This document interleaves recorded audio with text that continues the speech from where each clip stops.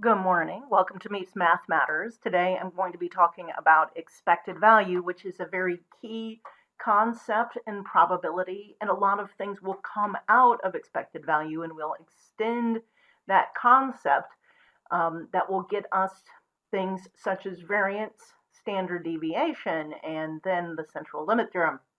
But we have to start somewhere. And first, we'll have expected value. So first, we start off with what we call a random variable. Now, I've talked about this before, probability spaces, yada, yada. But from now on, all our random outcomes are going to be numerical in some sense. I'm going to start with discrete and then do continuous. So this discrete, I have a random variable I'm going to call x, and you'll see x is used a lot in probability as our kind of canonical random variable. And all this is just a probability distribution over specific numbers. So here, my possible values of x are 1, 2, and 3. And then you see to the right, I wrote the probability of getting each one, 1/3, 1/3, 1/3. I decided to have them equally weighted. Okay, so the expected value of x is simply a weighted average. So the weighted average you do is each number that you can get as a result times the probability of getting that number. Obviously, I could do +4 times 0 plus 5 times 0, given the probability of getting other than 1, 2, and 3. Usually, we just show the numbers that you have non-zero probability for, and you just add them up. In this case, it's 2, and it's smack dab in the middle, and it is one of the values. But things that you need to know about the expected value, I'm going to show concrete examples for all of the following. The expected value doesn't have to be right in the middle. The expected value is not necessarily at the median or 50th percentile of probability. Okay, it happens to be in this case because I just have a uniform distribution here. It doesn't need to be a value that is even achievable by the random variable. So let's take a look at that. So again, I have my random variable x, but this time it only takes the value either 1 or 3, each with probability 1/2. And you can see if I do the expected value here, I get 2, but 2 is not achievable. It's probability 0 that you get a 2. Also, I can change the weights on 1 and 3 to change how, what the expected value is, to make it closer to 1 or closer to 3. So let's assume that we change the probabilities. I've changed the probability distribution on possible outcomes 1 and 3, and changing it from 1/2 and 1/2 to 5/6 on 1 and 1/6 on 3. And of course, it's a probability distribution. 5/6 plus 1/6 add up to 1. We're good. So 1 times 5/6 plus 3 times 5/6 is going to be 8/6, or in lowest terms, 4/3, or 1 and 1/3 if you prefer that. So that's closer, 1 and 1/3. So I have 1 and 3, say, and then it's closer to 1 than to 3. And of course, it's not in the middle of 2. What is this like? There is actually a physical interpretation of expected value with regards to definitely for discrete, and it actually has a really interesting interpretation when it's continuous. So let's think that you had a bar, and then we had weight 5/6 at position 1 and 1/6 at position 3. So we have a mass 5 times that of 3. Where would I put a pivot? Where would I put a pivot to balance between the two? This would be called the center of mass. So if we put it at 2, the side with 1 would be much heavier, and it has to do with the weight and the distance. So if I want to balance this, the weight, 5/6 at the 1, times the distance from 1 to where that pivot is, x. So the distance from 1 to 3 is 2, so the distance from that pivot to 3 would be 2 minus x. These have to balance. Okay? If you figure out x there, you'll find out x is 1/3, And that would, of course, put the pivot at 1 plus 1/3, so 4/3. And you can do the math yourself and see that it works out.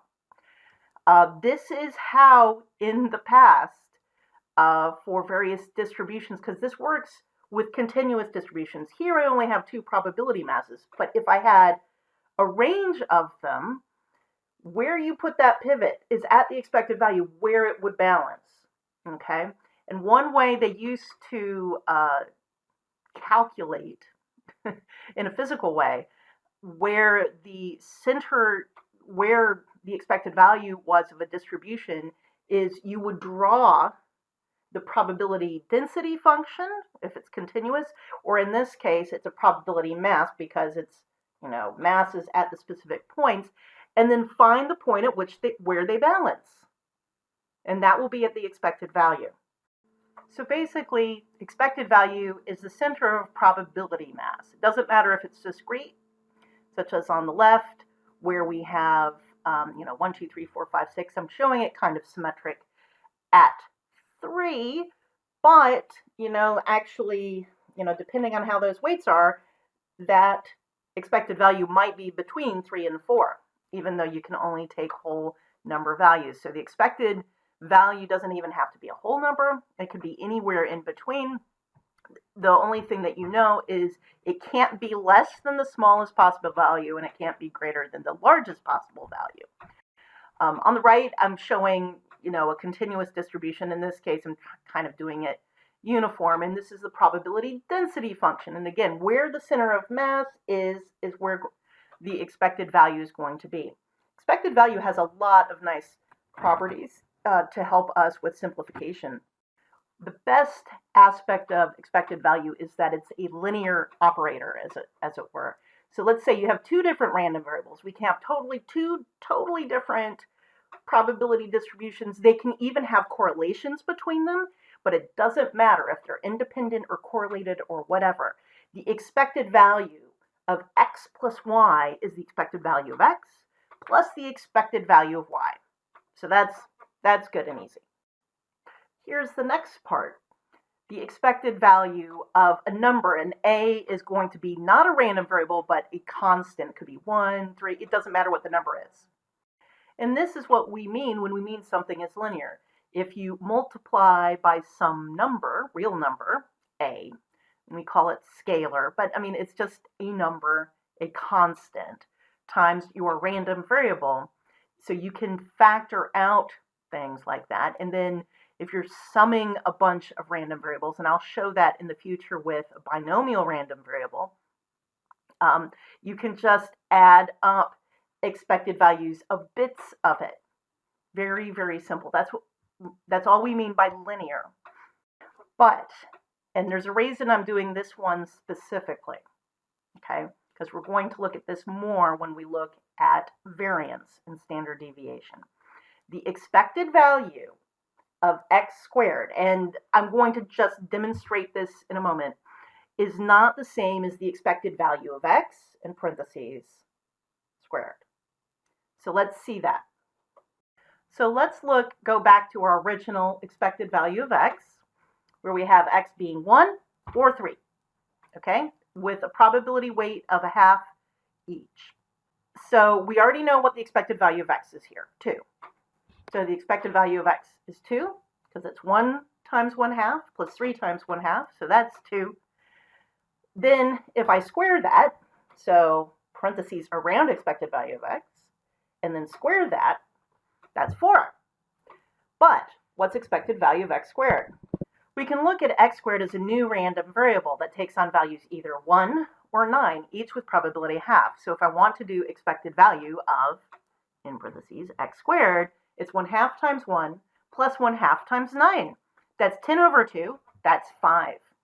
And 5 does not equal 4, and I don't care, I'm not going down that path, it doesn't, okay?